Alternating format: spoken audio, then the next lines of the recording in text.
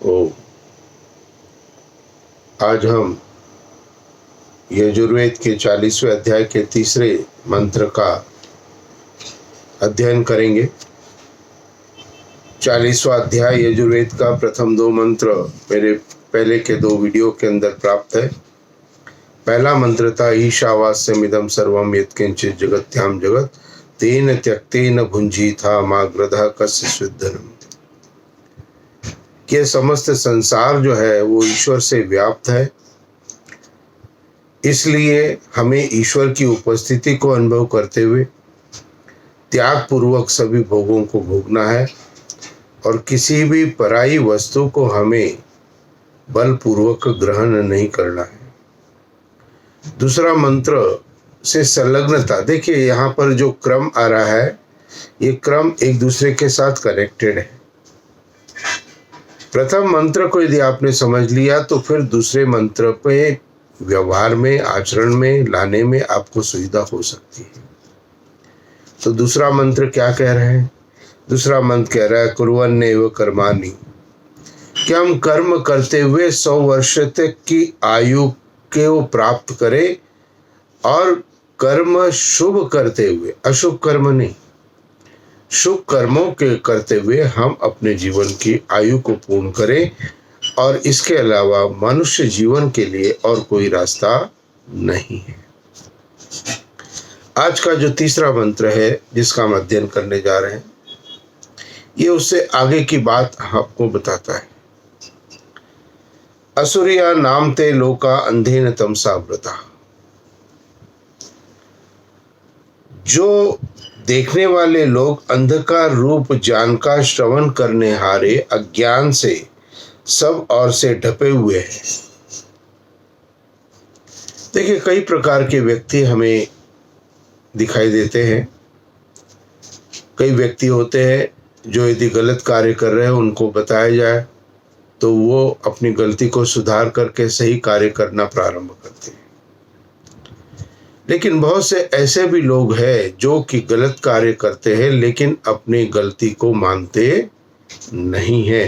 तो यहाँ पर मंत्र कह रहा है कि यदि आप पाप रूप कर्म के अंदर लिप्त रहोगे तो आपके जीवन के अंदर अंधकार तमस प्राप्त होगा। और जहाँ अंधकार है वहां पर क्या है? वहां पर दुख है और कष्ट है, अशांति है। धन संपत्ति वैभव कितना भी हो लेकिन व्यक्ति को यदि शांति नहीं है तो उसे विचार करना चाहिए कि मेरे कर्म किस प्रकार के हैं।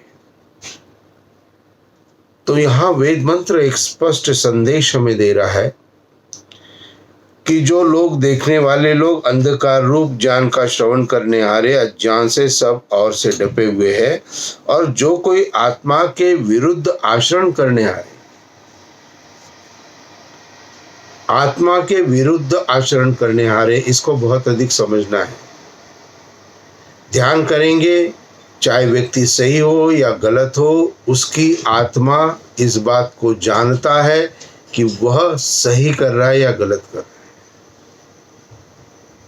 प्रत्येक की आत्मा सत्य को जानता है, तथापि अपने प्रयोजन की सिद्धि के लिए अविद्या अंधकार आदि दोषों से युक्त होकर सत्य को छोड़ असत्य की ओर झुक जाता है। तो यहाँ वेद मंत्र कहता है कि आत्मा के विरुद्ध आचरण करने हारे, आत्मा की पवित्रता, आत्मा की पुण्यता और बुरा विचार आत्मा में आ रहा है तो ये किसके कारण है? ये उसके मन की वासना के कारण है, इंद्रियों की आवश्यकता के कारण है। आत्मा नहीं चाहता है पाप कर्म की तरफ प्रवृत्त हो, लेकिन मन और इंद्रियां अधिक प्रबल हो गई। बहुत अधिक लोग हैं जो डायबिटीज से पीड़ित है, मीठा नहीं खाना चाहते लेकिन जब भी मीठा मिलता है वो खा लेते हैं। अब मीठा नहीं खाना चाहिए कौन कह रहा है? ये आत्मा कह रही है। वो स्वयं जानते हैं इस बात को अपनी आत्मा चेतन सत्ता के माध्यम से कि मुझे मीठा नहीं खाना है, लेकिन सामने प्रत्यक्ष दिखाई दे दिया, आंख ने देख लिया, अब लालसा इंद्रियों की हो गई, मीठेपन की इच्छा हो गई, तो न चाहते हुए भी मीठा खा लिया। तो इसको कहते हैं कि आत्मा के विरुद्ध कार्य करने वाले। प्रत्येक की आत्मा सत्य को जानता है। आप कोई भी कार्य कर रहे हो, चाहे पारिवारिक स्तर पर चाहे सामाजिक स्तर पर, आप जो भी कार्य कर रहे हैं उस कार्य की जो परिधि है, उसके कार्य करने की क्षमता है, उसका कार्य करने का आपका तरीका, यह सही है या गलत है, ये व्यक्ति स्वयं जानता है। लेकिन जो पहले कहा गया कि अंधकारमय आवृत्ति उसके सब तरफ हो जाती है, अज्ञान, अंधकार, लालच, लोभ, आसक्ति, मोह, ये सब उसके ऊपर प्रभावित हो जाते हैं। और प्रभावित होने के कारण ज्ञान होते हुए भी, समझ होते हुए भी, वेद मंत्रों का पाठ करते हुए भी, वेदों को मानते हुए भी, कहीं न कहीं व्यक्ति अपने वासना के कारण, अविद्या, अज्ञान और कार्य की सिद्धि, ये 3 दोष है। इन तीनों दोषों को दूर करेंगे तभी हमारा जीवन प्रकाशमय हो सकता है। अविद्या, अविद्या को समझे जाने,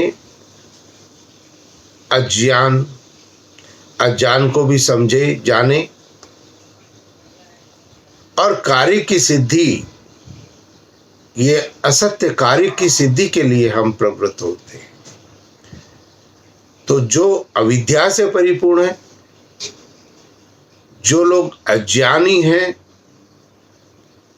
ऐसे लोग अपने गलत कार्य की सिद्धि के लिए अपनी आत्मा के विपरीत कार्य करते हैं।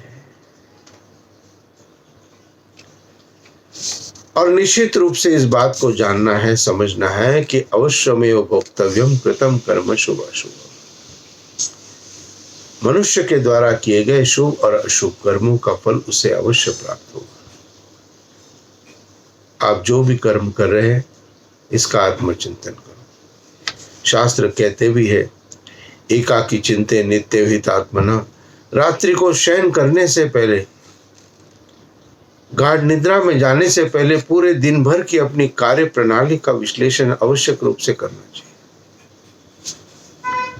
और अपने आत्मा के विरुद्ध किसी भी कार्य को नहीं करना चाहिए।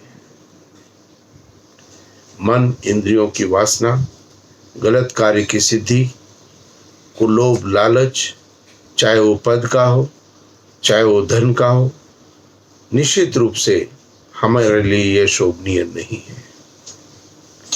इसलिए वेद मंत्र कहता है कि जो लोग अपनी आत्मा के विरुद्ध गलत कार्य के अंदर जानते हुए, समझते हुए प्रवृत्त होते हैं, ये प्रवृत्ति क्यों हो गई? क्योंकि अंधेन तमसा व्रता, उनके सामने अंधकार में प्रकाश, ये अंधकार है। सारा जीवन उनका, आसपास की सारी चीजें, चाहे मित्रगण हो, चाहे बताने वाले हो, चाहे उनका अपनी सोच हो, ये सभी कुछ अज्ञान से परिपूर्ण है।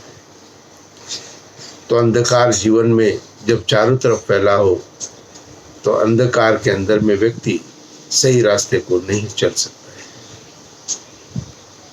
तो इसलिए परमात्मा ने आत्मा के अंदर प्रत्येक चिंतन को दिया है, इस बात को समझने की शक्ति आत्मा को दी है कि हम सही कार्य कर रहे हैं या गलत कार्य कर रहे हैं।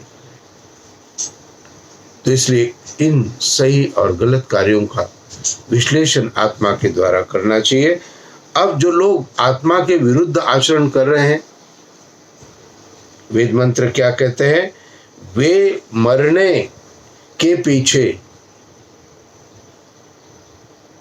पीछे यानी कि शरीर मृत्यु को प्राप्त हुआ, उसके पीछे, उसके बाद में भी, यानी कि अगला जो जीवन प्राप्त होगा, शरीर जो प्राप्त होगा, उसके अंदर भी इस प्रकार के व्यक्ति दुख और कष्ट को प्राप्त होंगे। क्यों? क्योंकि उन्होंने आत्मा के विरुद्ध गलत कार्य किए। और भी ये कहा गया कि और अपि जीते हुए भी तान उन दुख और अज्ञान रूप अंधकार से युक्त भोगों को प्राप्त होते हैं। तो जो भोग प्राप्त होंगे, क्योंकि अवश्य में भोक्तव्यम, प्रत्येक कर्म का भोग तो भोगना ही है। अब सही कर्म का भोग क्या होगा? सही आनंद सुख। और गलत कार्य का भोग क्या होगा? दुख और कष्ट। तो ये दुख और कष्ट आत्मा के विरुद्ध किए गए कार्य के कारण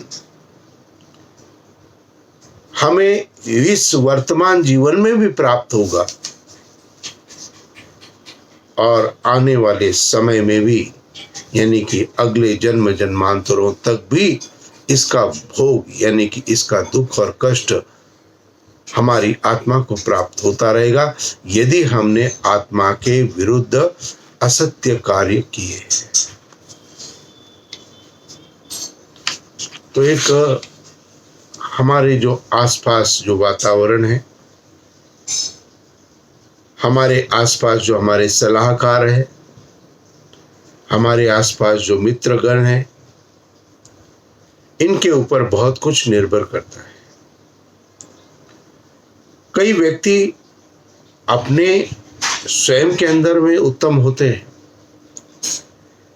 लेकिन ऐसी संगति में आकर के, ऐसे लोगों के प्रभाव में आकर के वो गलत आचरण की तरफ अपने जीवन को डालना प्रारंभ करते हैं। इसीलिए यहाँ पर वेद मंत्र कहता है कि प्रत्येक कार्य से पहले अपनी आत्मा के अंदर उसका चिंतन करना प्रारंभ करो।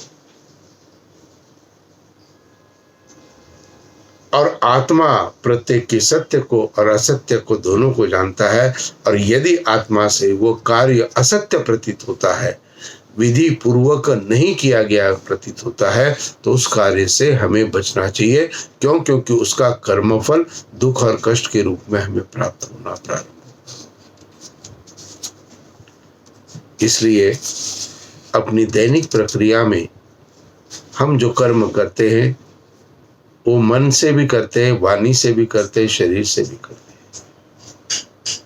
मनसा वाचा कर्मणा, मन वाणी और शरीर तीनों के अंदर पवित्रता होनी चाहिए। आत्मा के अंदर तो पवित्रता है, आत्मा का विश्लेषण सही है,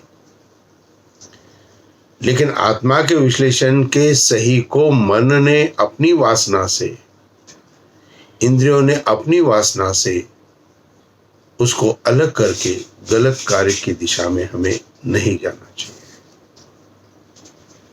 प्रभु हम सबको सद्बुद्धि दे कि यदि हमने कोई गलत आचरण अपने जीवन में किया है, कहीं पर भी किसी संस्था पर भी हमने अधिकार किया है, गलत तरीके से किया है, तो हमें उससे बचना चाहिए, अलग हो जाना चाहिए। क्यों? क्योंकि वेद हमें यही आदेश करता है कि हमें अंधकार पूर्ण अपने कर्तव्य कर्मों को नहीं करना है, प्रकाशमय कार्य को करना है। यजुर्वेद के 40वें अध्याय का क्रम आगे भी चलेगा, इसलिए मेरा आपसे आग्रह है, मेरा आशीर्वाद शुभकामनाएं आपके लिए, आपके परिवार में बच्चों के लिए, सबके लिए है। और आप मेरे चैनल को अपने फ़ोन में, बच्चों के फ़ोन में, परिवार के फ़ोन में सब्सक्राइब कर देते हैं, तो मेरा आशीर्वाद पूरे परिवार के सब जनों को प्राप्त होना प्रारंभ हो जाएगा। आग्रह है कि यदि आपने सब्सक्राइब नहीं किया है तो सब्सक्राइब अवश्य करें और वेद ज्ञान को प्राप्त करके अपने वर्तमान जीवन और आगे आने वाली निश्चित रूप से नए जन्म के भी हम कार्य प्रणाली को सही करने का प्रयत्न करें। इति ओम शांति शांति शांति। ओम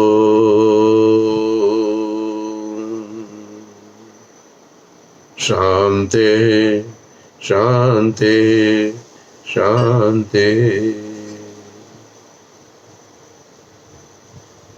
नमस्ते जी।